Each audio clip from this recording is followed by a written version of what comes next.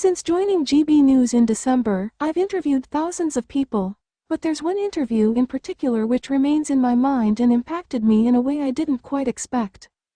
Last month, when Holly Dance sat down and told me about her battle to allow life-supporting treatment to remain for her son Archie Battersby, it was immediately clear I was listening to a woman determined to fight until the end for her child.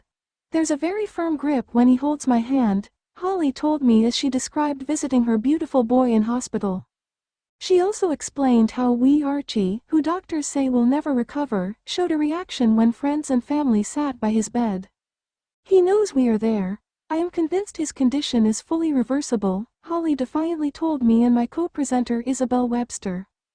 Holly's words instantly came to my mind last week when the news was announced that a judge had ruled life support treatment for the 12-year-old from Southend in Essex should end.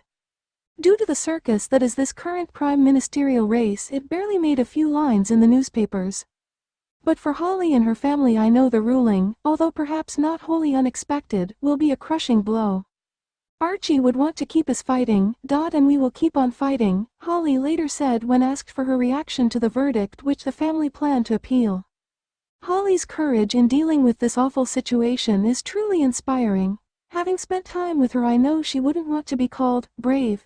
She's doing what I and all parents would do, fighting until the very last for her child. While there is life, there is hope. But what I find remarkable is that one part of Archie's terrible story is barely spoken of. And that's the horrific way he ended up in hospital and perilously ill in the first place. When I met Holly, she explained how it's believed Archie was taking part in a blackout dare game on social media where kids are encouraged to hold their breath. I could barely believe what I was hearing when Holly revealed this. But what is even more appalling is that these dares are still freely available to watch and take part in on social media. What on earth is going on? I wonder if these billionaire bosses sitting in Silicon Valley who are raking in riches have ever heard the name Archie Battersby. I doubt it.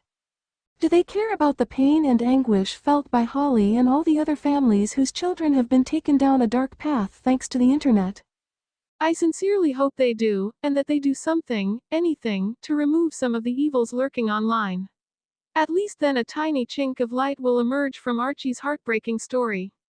And at least that way other mothers might not suffer in the same way. Holly continues. That's the very least we can hope for in this tragedy right now. Until then, you keep fighting, Archie X.